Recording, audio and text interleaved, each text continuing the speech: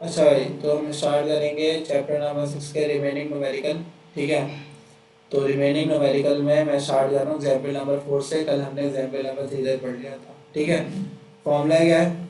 ये वाला फॉर्मूला बेटा आप लोग जो है ना अभी ध्यान में रखना। ये वाला फॉर्मूला, एक तो ऑर्बिटल वेलोसिटी का फॉर्मूला है आपके पास, जो कि v is equals to under root G M E upon R E plus H. अच्छा, एक बार याद रखना, ये वाला फॉर्मूला लगेगा कि लगता क्यों? ये वाले फॉर्मूले से पता है क्या मुराद होता है बेटा? हमारे पास एक अर्थ है, अर्थ की सरफेस से कोई भी बॉडी चला, सपोज ये बॉडी पहले इधर थी, अब ये अर्थ की सरफेस से ऊपर हो गई, यानी कि अर्थ से बाहर चली गई। तो ये कितनी हाइट पे गई? लेट सपोज उसने बोला 50 की हाइट पे गई है, तो 50 मीटर की हाइट पे हम इसको ऑब्जेक्ट करते हैं। देखिए ऑब्जेक्ट तो ऑर्बिटल वेलोसिटी से क्या क्या मुराद होता है? ऑर्बिटल वेलोसिटी में बताऊंगा। इधर हाइट से क्या मुराद है? यानी कि अर्थ की सरफेस से ऑब्जेक्ट कितना ज़्यादा दूर है, अर्थ की सरफेस से ऑब्जेक्ट जितना ज़्यादा दूर है, तो उसके बारे में बात करते हैं। बाकी मैंने पूरी डिटेल्स जो है वो लिख दी है, इसको पढ़ लेना। v बराबर है स्पीड के, g बराबर है ग्रेविटेशन कांस्टेंट के, r बराबर है रेडियस ऑफ अर्थ के, h बराबर है हाइट के, m बराबर है मास ऑफ अर्थ के। सब पे यूनिट भी लिखे हुए हैं और किसकी वैल्यू याद होनी चाहिए? ये कांस्टेंट वैल्यू है। मास ऑफ अर्थ की वैल्यू ये रही, r की वैल्यू ये रही, g की वैल्यू ये रही। तो ये तीनों वैल्यूज मैंने लिखी हुई है, तो ये आपको याद होनी चाहिए। अब जरा सवाल पे आओ। सवाल में क्या लिखा हुआ है? Calculate the speed. एक बार याद रखना, इसमें सारी वैल्यू कांस्टेंट है। जी कांस्टेंट है, एम की वैल्यू याद होनी चाहिए, आर की वैल्यू याद होनी चाहिए। बचा क्या? हाइट और वी, हाइट और बाकी सारी वैल्यू तो मैंने बोला याद करनी चाहिए। तो मैं बोलोगे सर जी का भी काम नहीं है, एम का भी काम नहीं है, आर का भी काम नहीं है, तो किसका काम है? एच और वी का। तो होता है क्या है, हमारे बुक में ज़्यादा सवाल जो उसमें हाइट गिवन करते हैं, सबको प्लस और मल्टीप्लाई करना होता है, रूट लेना होता है, और फिर किसकी वैल्यू आ जाती है? स्पीड की। तो स्पीड मालूम करना है, क्या समझ में आ रहा है? क्या मालूम करना होगा? जी एम ई और आर तो कांस्टेंट वैल्यू है, जो कि याद होनी चाहिए। स्पीड मालूम करना तो क्या मालूम करना होगा? वी या एच? अब अल्लाह के बंदे, स्पीड मालूम करने का एच मालूम करना। स्पीड को किससे दिखाते हैं यार? एच एच कैसे बोले? एच तो हाइट होता है। तो कैलकुलेट द, हाँ ये लगा जिसमें लिखा हुआ है क्या? Calculate the. तो स्पीड से क्या मुराद होगा? स्पीड या वेलोसिटी एक ही चीज होती है, तो स्पीड से स्पीड बोलूँ या वेलोसिटी बोलूँ, उससे मुराद है भी। देखो बेटा लिखा हुआ तो है, मैंने लिखा हुआ ना स्पीड मालूम करना है, यानी कि क्या मालूम करना होगा? वी। अगर हाइट मालूम करने का बोलते तो क्या मालूम करना होता? तो लिखा हुआ है calculate the speed of satellite which orbits around the earth at an altitude. Altitude कहते हैं अर्थ से कितना बाहर है एल्टीट्यूड। एल्टीट्यूड क्या है? हाइट। हाइट कितनी बोल रहा है? अब किलोमीटर, किलोमीटर का भी पंगा आ गया। किलो का फैक्टर क्या होता है पता है? किलो को हटाने के लिए 10 की पावर 3 लगाते हैं। जब के हटता है ना तो इसकी जगह ही फैक्टर लगता है। अब मुझे बताओ के का फैक्टर बताओ। 1 2 3, मतलब 3 जीरो तो पहले ही थे। अब ये क्या हो जाएंगे? Exponent 3 metre. अब मुझे बताओ ये 3 जीरो, ये 3 जीरो कैसे लिखूंगा? जितने जीरो होते हैं ना 10 की पावर 3 करके लिख सकता हूँ। तो समझ में आया मैंने क्या करा? मैंने इसकी जगह ऐसे लिख दिया। तो 10 की पावर 3 की मीनिंग क्या होती है? 3 जीरो। और इसकी भी मीनिंग क्या होती है? 3 जीरो। अब मुझे बताओ बेस इन पावर क्या हो गई? बेस इन पावर क्या हो गई बेटा? बेस सेम एक जनरल फॉर्मूला होता है मैथ का, बेस से पावर है। आई थिंक तो सुना होगा बहुत दफा। तो बेटा ये आंसर कितना है? 10 की पावर 6। बेसिकली कहने का चाह रहा था बेटा मैं, 3 जीरो पहले ही थे, किलो को हटा के 10 की पावर 3, 10 की पावर 3 से मुराद होता है 3 जीरो। और तो टोटल वैल्यू क्या बन गई? कितने जीरो हो गए? 6। तो 6 को मैंने कैसे करके लिख दिया बताओ बेटा? एक्सपोनेंट 6। कोई मसला है इसके अंदर बताओ बेटा? समझ में आई बात क्या करा मैंने? तो ये हाइट की वैल्यू थी सवाल में, किलोमीटर वाली वैल्यू, इसको मैंने मीटर में कन्वर्ट कर दिया। अब जो वैल्यू आई है ना सारी, ये मीटर में आई। सही है। अब मुझे बताओ बेटा, और किसकी किसी की भी वैल्यू गिवन मेरे पास नहीं करी, तो हम सॉल्यूशन में आएंगे। बेटा अभी अभी मैंने फॉर्मूला आप लोगों को बताया था, आई थिंक सो मैं इसको जल्दी सॉल्व कर लेता हूँ ताकि बात समझ में आ जाए। इसके ऊपर ही सॉल्व कर लेता हूँ, ठीक है? कुछ वैल्यूज आपको याद होनी चाहिए बेटा, जो कि मैंने लिख चुका हूँ। जी एम ई आर ई, सही है, सबकी वैल्यू लिखी गई। क्योंकि बेटा जब वेलोसिटी मालूम करना होगा तो फॉर्मूला लगाऊंगा, v इज इक्वल्स टू, बेटा ये आ गया मेरे पास, root upon R E plus H.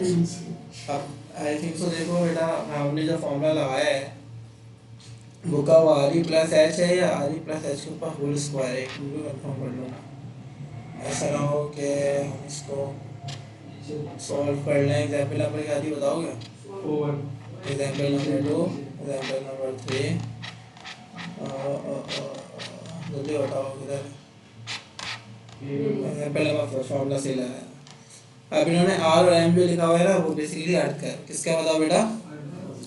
अच्छा भाई, अब मुझे बताओ बेटा, ये रहा मेरे पास v, तो v इज इक्वल्स टू, अब बेटा मुझे बताओ g की वैल्यू क्या है? g की वैल्यू देख के बताओगे। 6.67,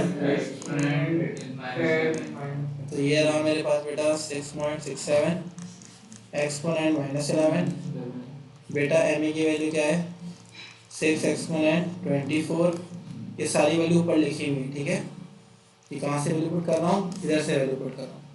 तो g की जगह g की वैल्यू आ गई, m की जगह m की वैल्यू आ गई, r की जगह वैल्यू क्या आएगी बताओ बेटा? 6.38 एक्सपोनेंट, और बीच में साइन किसका है? प्लस का।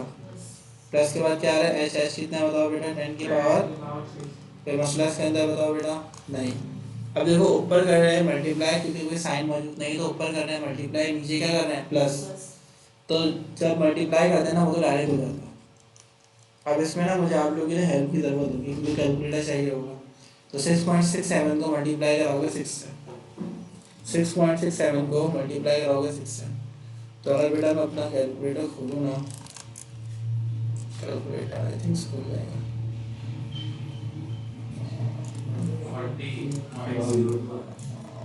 एक मिनट रुको, मैं खोल देता हूँ।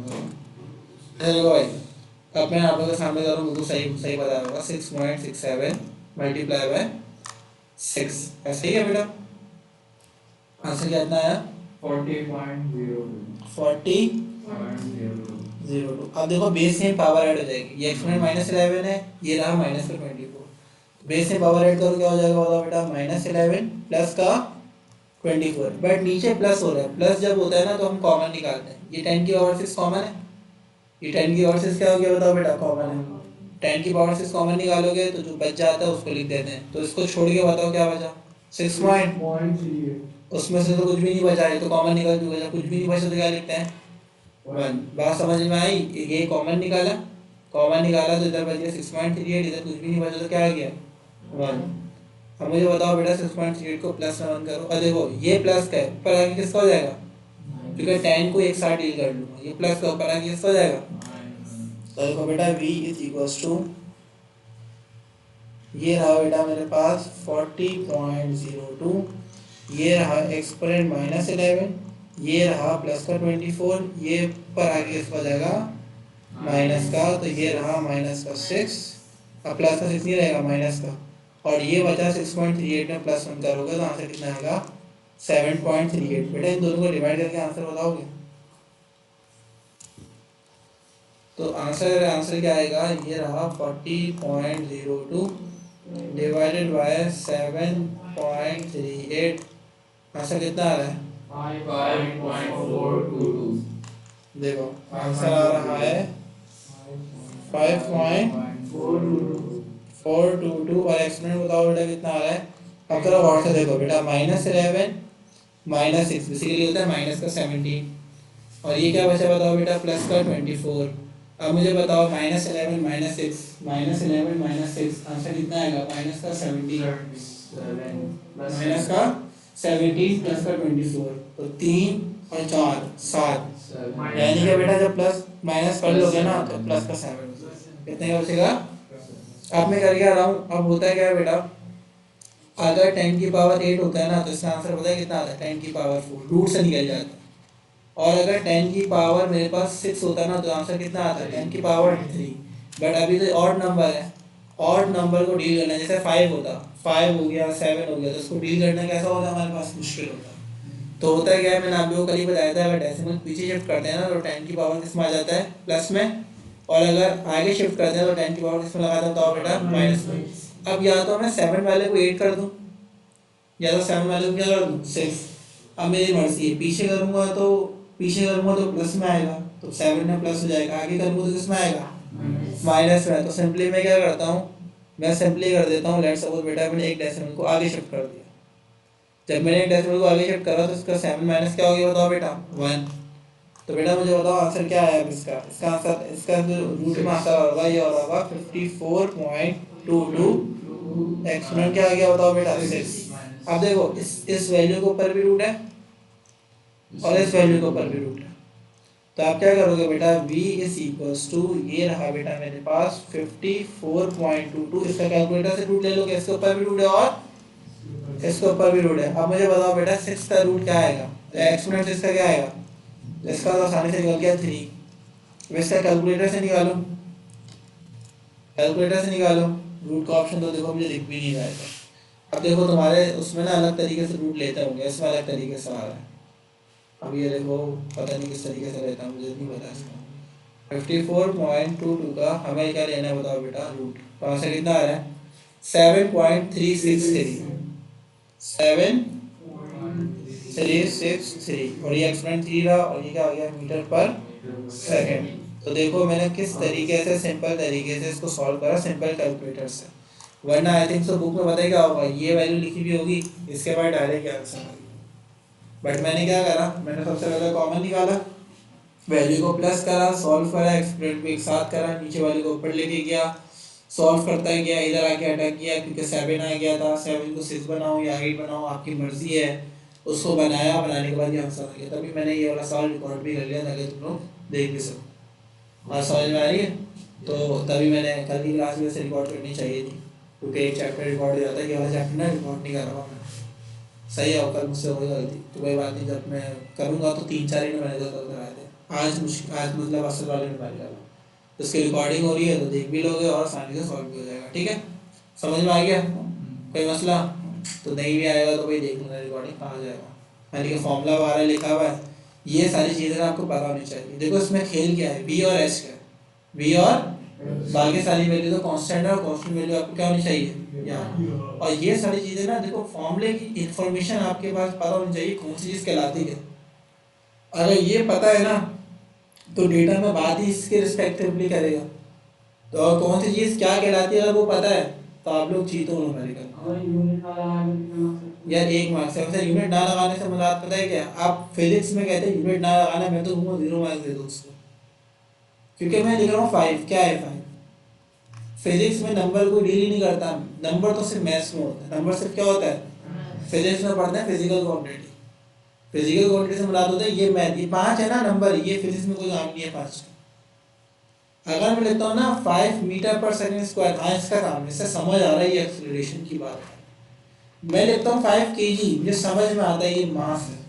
अब तुम 5 लिख रहे हो, मुझे क्या पता तुम क्या लिख रहे हो, तो वैसे तो एक मार्क्स रखते हैं, बट फिजिक्स में हम कहते हैं यार यूनिट ना लिखना मतलब अजीब है बिल्कुल। हाँ फिजिक्स में न्यूमेरिकल कर रहे हैं, मैथ की तरह सॉल्व कर रहे हैं, बट एक फिजिकल क्वांटिटी जिसके आगे यूनिट होता है ना वो कहलाता है फिजिकल क्वांटिटी।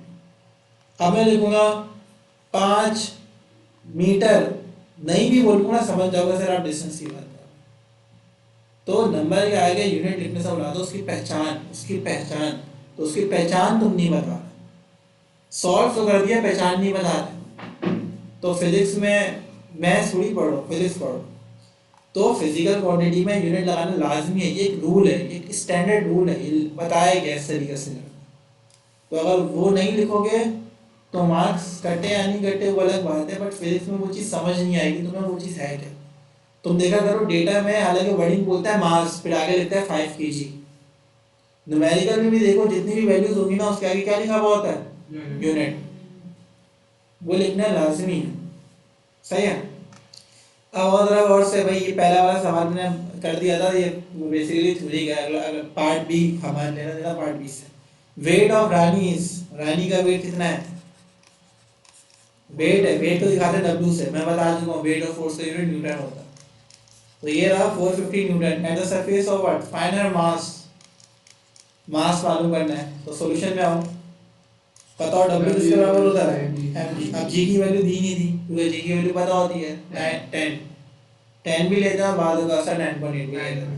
अब वेट की वैल्यू कितनी है 450, मास क्या करना है मालूम, और g की वैल्यू पता होती है नहीं गिवन थी सवाल में 10 होते हैं।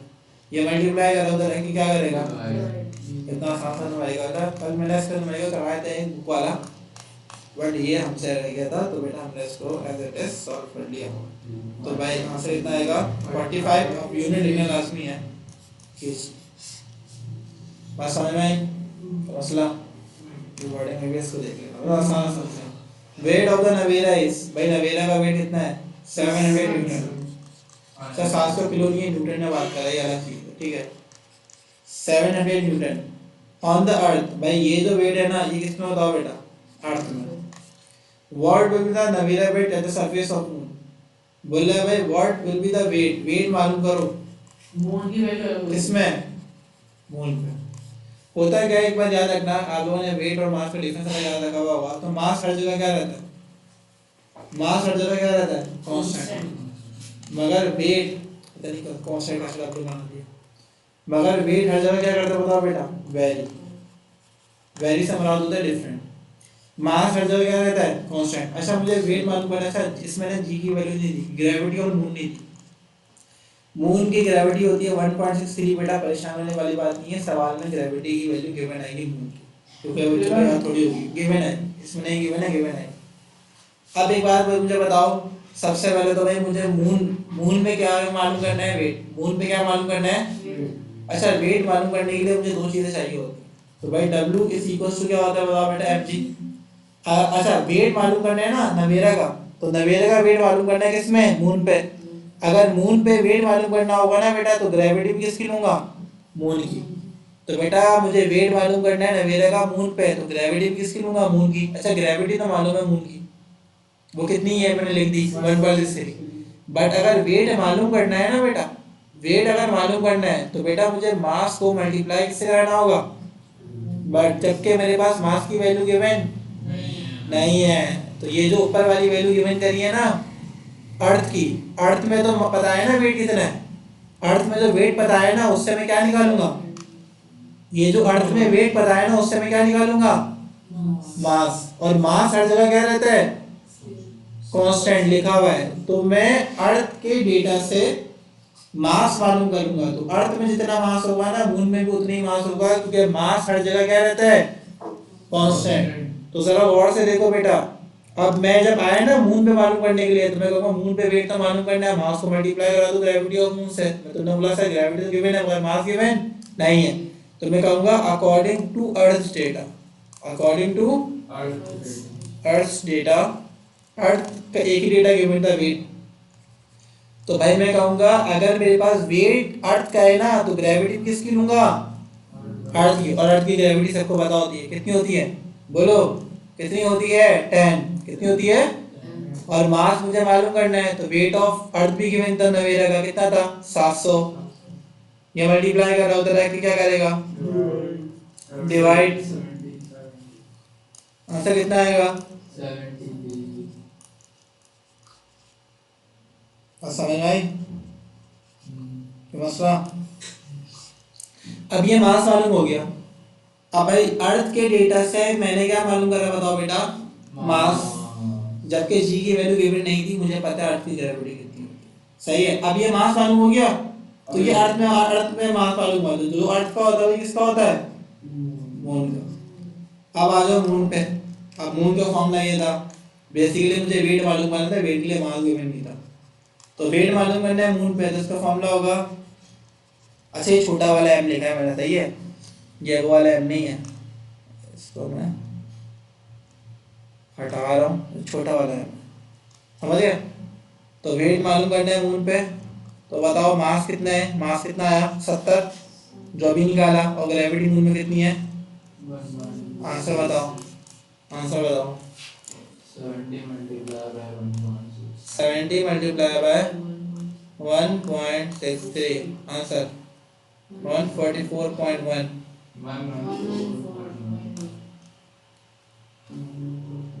खाता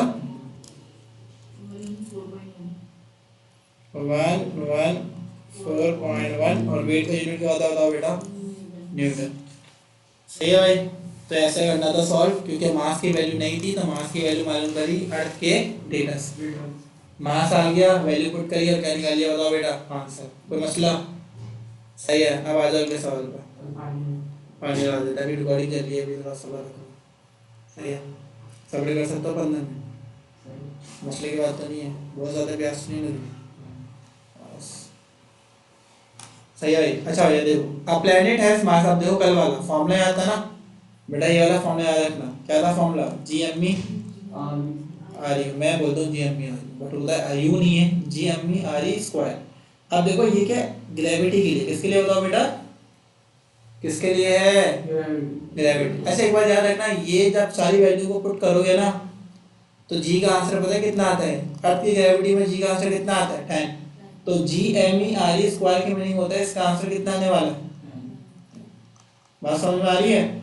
और स्पेसिफिक वैल्यू जी की बताओ, जी की वैल्यू कितनी होती है? 6.67 एक्सपोनेंट माइनस 11 क्या होती है बताओ बेटा? न्यूटन मीटर स्क्वायर पर केजी स्क्वायर। बेटा एम ए की वैल्यू कितनी होती है बताओ बेटा? ये याद हो जानी चाहिए भाई, 6 एक्सपोनेंट 24। और रेडियस ऑफ अर्थ की वैल्यू कितनी होती है? 6.38 एक्सपोनेंट 6 मीटर। अब हर बीच में लिखता थोड़ी रहूंगा, ये याद हो जानी चाहिए। अब प्लैनेट हैज मास, एक प्लैनेट है जिसका मास कितना है? बोलो ना, पढ़े नहीं रहे, सवाल भी नहीं पढ़े। A planet has mass 4 times of earth. A planet has मास, एक प्लैनेट है जिसका मास, एक प्लैनेट का मास यानी कि मास है प्लैनेट का, वो कितना है? 4 टाइम्स। 4 टाइम्स का होता है 4 से मल्टीप्लाई कराओ, 4 गुना कितने हैं, किसके है? मास ऑफ अर्थ के। तो 4 गुना मास ऑफ अर्थ के, तो हमने लिखा 4 मल्टीप्लाई बाय, कल जो हमने मल्टीप्लाई करा था एग्जांपल का वो ट्वाइस था, 2 टाइम्स बोल रहा था। अब क्या बोल रहा है? 4 टाइम्स। तो सिंपली क्या करा, मैंने लिखा भाई 4 टाइम्स है, सिंपली 4 से मल्टीप्लाई करा दिया। आगे सवाल को पढ़ो। And radius 2 times the earth, जो रेडियस है प्लेनेट का बेटा वो कितना है बताओ बेटा? कोई मसला? 2 टाइम्स अर्थ के। If the value of g on the surface of earth is, हमें पता है भाई अर्थ में जी की वैल्यू 10 होती है, अर्थ में जी की वैल्यू कितनी होती है? Calculate the acceleration due to gravity on a planet, planet में एक्सेलरेशन ड्यू टू ग्रेविटी क्या होगी? Acceleration due to gravity small G को कहता है। ये वाली वैल्यू बता रहा है, कह रहा है भाई ये जो बताया था मैंने अर्थ में जी की वैल्यू क्या होती है? 10। वो याद होती है बच्चों को, सही है, वो ऐसी डेटा में गिवन। अब मुझे आओ बताओ फॉर्मूला क्या था? फॉर्मूला मैंने बताया था भाई कि अर्थ के लिए फॉर्मूला होता है G M E R E. But अब मुझे अर्थ के लिए तो सॉल्व नहीं करना है बेटा, मुझे किस लिए सॉल्व करना है बताओ बेटा? प्लैनेट के लिए। तो प्लैनेट के लिए फॉर्मूला क्या बन जाएगा? तो मैं मास भी लेना होगा प्लैनेट का, रेडियस भी किसका लेना होगा बताओ बेटा? प्लैनेट का। बात समझ में आई? अब जरा वैल्यू को पुट करो, बताओ बेटा ये जो मास था प्लैनेट का वो कितना था? उसने बोला था 4 टाइम्स ऑफ एम ई। और रेडियस कितना था? 2 टाइम्स ऑफ आर ई। और बेटा याद रखना आर ई के ऊपर स्क्वायर है ना, इसके ऊपर भी क्या आएगा? स्क्वायर। इस पूरी वैल्यू के ऊपर भी क्या आएगा बताओ बेटा? तो बताओ बात समझ में आई? आरपी की जगह आरपी की वैल्यू डाल दी, एमपी की जगह एमपी की क्या डाल दी बताओ बेटा? वैल्यू। कोई मसला है इसके अंदर? हाँ भाई शान समझ आ रहा है? आ रहा है नहीं आ रहा? आ रहा है ना अब्दुल्ला? तो भाई एमपी की जगह वैल्यू डाल दी 4 एम ई, आरपी की जगह वैल्यू डाल दी 2 आर ई। आरपी के ऊपर स्क्वायर था तो 2 आर ई के ऊपर भी क्या आ गया? अब जरा मुझे एक बात बताओ, इसका आसान तरीका बताओ सॉल्व करने का। ये रहा, अच्छा 4 को अलग कर लो, 4 आगे आ गया तो बराबर में क्या बचा? G M E. अच्छा मुझे बताओ 2 का स्क्वायर कितना होता है? 4। और आर ई के ऊपर स्क्वायर क्या हो जाएगा? Are E square. बेसिकली 2 के ऊपर भी स्क्वायर है और आर ई के ऊपर भी स्क्वायर है, तो 2 का स्क्वायर कितना हो गया? 4। आर ई के ऊपर भी स्क्वायर क्या हो गया? Are E square. अब मुझे बताओ 4 से 4 क्या हो गया? और मैंने एक बात आप लोगों को याद करवाई भी थी कि G M E R E square की वैल्यू कितनी होती है? ये आंसर। कैलकुलेशन करने की जरूरत ही नहीं है, ये वैल्यू उसने बताई भी है कि अर्थ के लिए ये जो पूरी वैल्यू है ना ये कितनी है हमारे पास। तो इसमें नंबर ऐसे आए कि 2 का स्क्वायर लिया 4 हो गया, ये 4 बाहर निकाला तो 4 से 4 क्या हो गया? कैंसिल। तो जो प्लैनेट की ग्रेविटी आई है ना वो अर्थ वाली है। कौन सी आई है? अर्थ वाली। मसला है इसमें। और बाद में सर इसको ऐसे भी लिख सकते हैं कि भाई ये जो प्लैनेट की ग्रेविटी की वैल्यू है ना 4 से कैंसिल हो गई है, ये अर्थ की ग्रेविटी के बराबर। अर्थ की ग्रेविटी लिखूंगी, अर्थ की ग्रेविटी की वैल्यू लिख दूं, बात देखिए बात समझ में आ रही है? कोई मसला इसके अंदर बताओ बेटा? तो आसान सा न्यूमेरिकल था, सिर्फ लॉजिक की और कुछ भी नहीं था, इसकी रिकॉर्डिंग देखोगे इंशाल्लाह समझ में आ जाएगा। अच्छा अब मुझे बताओ average acceleration due to gravity, बोले एक्सेलरेशन ड्यू टू ग्रेविटी मालूम करो। एक्सेलरेशन ड्यू टू ग्रेविटी से क्या प्राप्त होता है बताओ बेटा जी। On the terms of mass of earth M E and radius of earth R E, इसके दो पार्ट हैं बेसिकली। अब पार्ट वन के मुताबिक मैं जी की वैल्यू मालूम कर रहा हूँ। बोल रहा है भाई मास जो है ना वो एम ई है, रेडियस जो ऑफ अर्थ क्या है आर ई है। पहला पार्ट क्या है पढ़ो, एट अ डिस्टेंस ट्वाइस। भाई जो फासला है ना, जो फासला है ना वो कितना ले लो। अब मुझे बताओ अगर मैं फासला अर्थ के ट्वाइस लूंगा तो ग्रेविटी की वैल्यू क्या है, तो कैसे लेंगे बताओ बेटा, कैसे लेंगे जल्दी बताओ। फॉर्मूला क्या होता है, एम ई अपॉन, बट इन्होंने बोला जो रेडियस लोगे ना वो ट्वाइस लोगे, तो ट्वाइस उसने बोला है तो मैं ट्वाइस लगा रहा हूँ। ट्वाइस की मीनिंग होता है टू लगा देना, और रेडियस ने बोला तो रेडियस में लगा दिया। अब मुझे बताओ आंसर क्या आएगा, बताओ टू टू तो कितना हो गया 40, कहाँ से आया, तो ये 4 डिवाइड में हो रहा है ना 1/4, क्योंकि ऊपर कुछ भी नंबर नहीं है, ऊपर कुछ भी नंबर नहीं होता। देखो बेटा अगर ऐसे लिखा हुआ था ना x/4, तो उसको ऐसे लिख सकता हूँ 1/4x। जब उसके ऊपर कोई नंबर नहीं है तो उसके ऊपर क्या लगाऊंगा 1। अब मुझे बताओ 4 के ऊपर कोई नंबर नहीं है तो क्या लगाऊंगा 1, और बराबर में क्या बचा GME/r²। अगर कैलकुलेट करना चाहोगे तो उसके लिखने के दो आंसर है। बताओ GME/r² किसके बराबर होता है, ग्रेविटी ऑफ अर्थ के, और ग्रेविटी ऑफ अर्थ की वैल्यू कितनी होती है, बिल्कुल सही बोला था 10। तो 1/4 आया, इसको मल्टीप्लाई किससे करा देंगे, तो इसका जो एक्चुअल में आंसर पता है कितना होगा 40। कैसे होगा, 10/4 आया ना, तो डिवाइड होगा, तो जो भी आंसर आएगा बेटा ये उसका ग्रेविटी की वैल्यू आ गई, वो जो भी आएगा तो इसकी आंसर है। अगर बताऊँ इसका तो देखो 10 divide by 4 which is equals to, अब अगर आप डिस्टेंस ट्वाइस कर लोगे ना रेडियस के, तो जी की वैल्यू 10 नहीं रहेगी, जी की वैल्यू कितनी हो जाएगी 2 पॉइंट। तो वो ये बताना चाह रहे हैं कि अगर डिस्टेंस आप ट्वाइस कर दो अर्थ के तो क्या होगा कैलकुलेशन। तो मैंने क्या करा, ट्वाइस रखा, 2 के ऊपर स्क्वायर था तो 1/4 हो गया। अब जी की वैल्यू GME/r² किस तरह होता है, जी और जी की वैल्यू में पता होती है कितनी होती है 10, सिंपल सॉल्व होती है। बाद का सर इधर तक भी छोड़ देता है, बाद का टीचर जो है वो इधर तक भी छोड़ देता है, और बाद का सर तो कराते ही नहीं है, क्योंकि इसमें लॉजिक है और कुछ भी नहीं है। आसान आ रही है, आसान है, कोई मसला नहीं है। अच्छा मुझे अगला होता क्या बोले, एट ए डिस्टेंस 1/2 से पता है क्या मतलब होता है 1/2, कल ही बताया था 1/4 1/4, हाफ 1/2। अब मुझे पता क्या बोला रेडियस डिस्टेंस जो है ना बेटा, उसने बोला ग्रेविटी अभी भी मालूम करो, मगर जो डिस्टेंस लोगे ना बेटा वो कितना लोगे, हाफ टाइम किसके बताओ बेटा, आरी के। अच्छा भाई हाफ की मीनिंग पता क्या होती है, हाफ को ऐसे भी लिख सकता हूँ 0 पॉइंट, क्योंकि हाफ की मीनिंग होती है आधा। 1/2 को डिवाइड कराओगे तो आंसर क्या बनेगा 0 पॉइंट। तो सिंपली करो, कुछ भी नहीं करना, फॉर्मूला याद था, फॉर्मूला क्या था GME अपॉन, अब इसमें हाफ हो गया, ट्वाइस नहीं है बेटा, हाफ हो गया, तो 0.5 टाइम्स ऑफ आर ई। 1/2 लिखो या 0.5 लिखो, बाद एक ही है। 0.5 का स्क्वायर बताओ,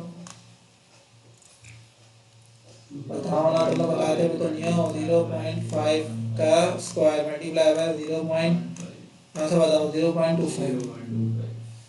आंसर आ गया बेटा इसका, देखो ऐसे आ जाएगा 0. देखो उसके ऊपर कोई नंबर नहीं है तो ऊपर क्या आ जाएगा 1, और क्या बचा GME/r², और ये वैल्यू किसके बराबर होती है। अच्छा बाज़ औक़ात लोग ऐसे करके छोड़ देते हैं कि भाई ये ग्रेविटी ऑफ अर्थ है, ये क्या आ गया मेरे पास आंसर, और बाज़ औक़ात इसमें 10 की वैल्यू, ये भी ठीक है क्योंकि इसका आंसर नहीं लिखा हुआ ना बुक वालों ने। मसले की बात ये है कि एक्सरसाइज में न्यूमेरिकल की एक्सरसाइज तो है बट इसका आंसर गिवन नहीं है। इस वजह से तो मैं 2-3 पॉसिबल सिनेरियोस बता रहा हूँ, क्योंकि मेरे पास डिफरेंट स्कूल के बच्चे आते रहते हैं, तो वो कहता है मैंने ऐसा करा दिया, वो कहता है मैंने वैसे करा दिया, क्योंकि ये 3 साल हो चुके हैं स्कूल को, आप लोग तो अभी आए हो ना, तो ये 3 साल पहले बुक चेंज हुई है। पहले क्या होता था, फिजिक्स होती थी सिर्फ क्लास 9 में, फिजिक्स केमिस्ट्री होती थी सिर्फ क्लास 9 में और मैट्रिक में होती थी फिजिक्स, यानी कि क्लास 9 वाले सिर्फ 18 चैप्टर केमिस्ट्री के पढ़ते थे।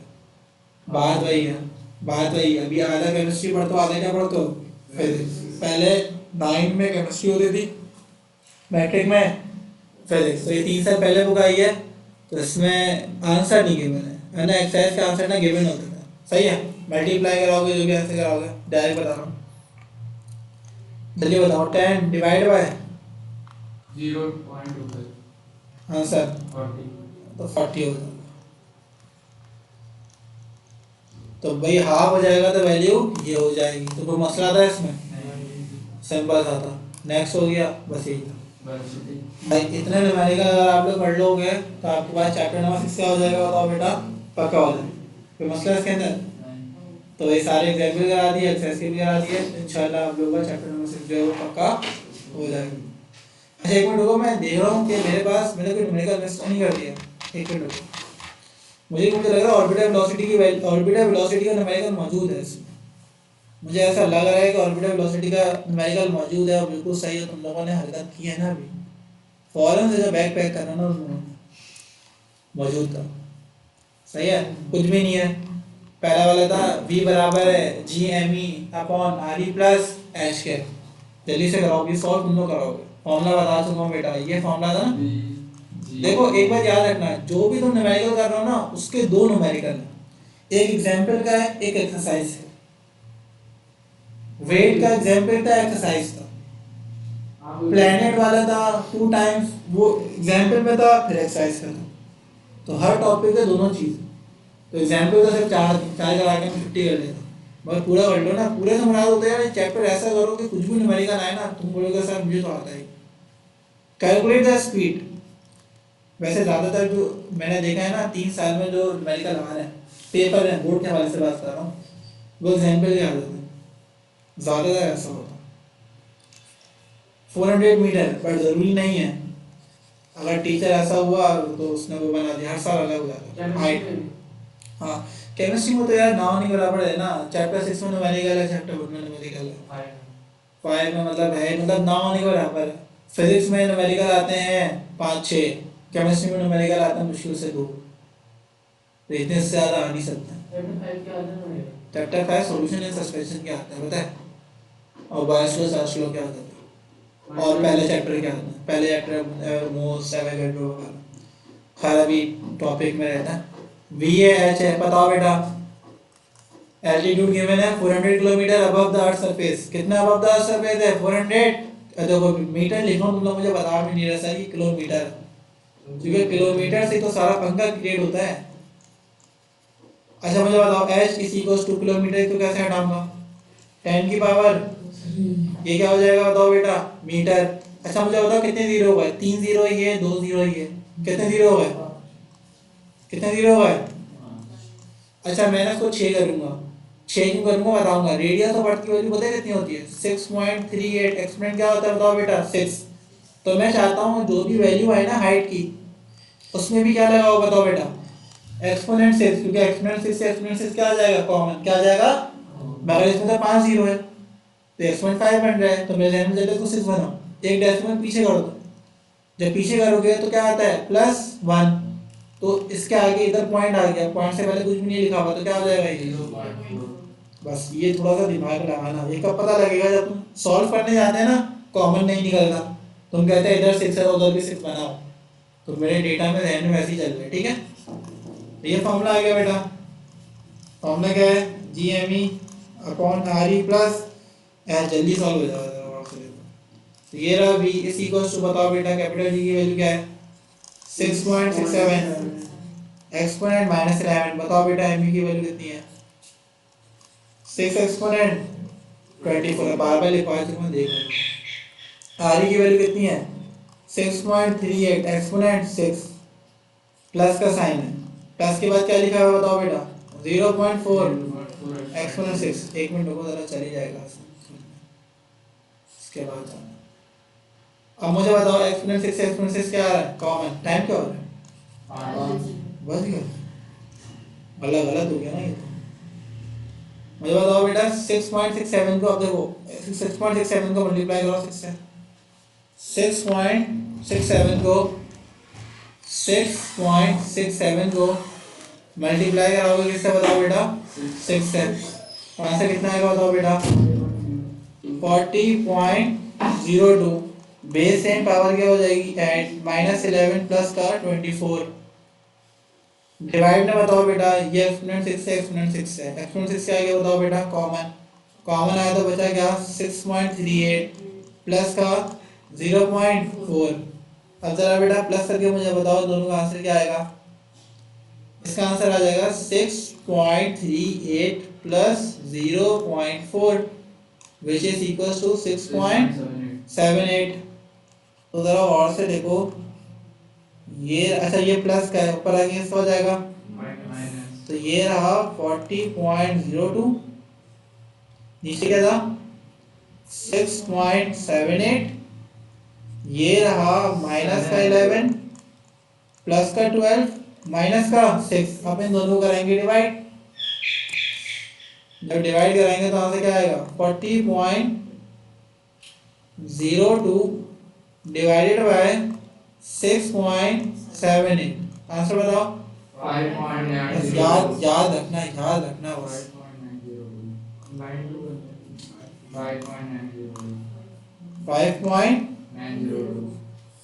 5.902।